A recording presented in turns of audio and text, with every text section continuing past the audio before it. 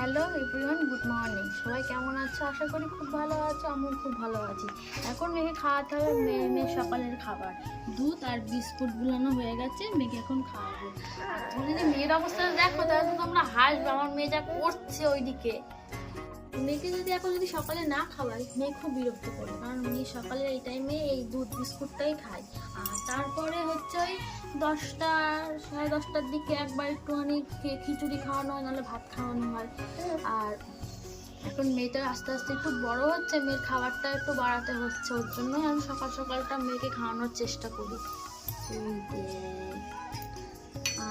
হালুম হালুম হালুম হালুম হালুম হালুম হালুম, খেয়ে নাও মামা, দুষ্টুমি করে না। দেখছো তো আমার মেয়ে এরকম করে, খাওয়াতে গেলে মুখ ঘুরিয়ে নেবে, মুখ বন্ধ করে মুখ করে থাকবে। তাহলে বলো কি করা যায়? যুদ্ধ করতে হবে, যুদ্ধ করে তারপরে খাওয়াতে হবে। এখন মেয়েকে খাই, দেখা হচ্ছে পরের ভিডিওতে।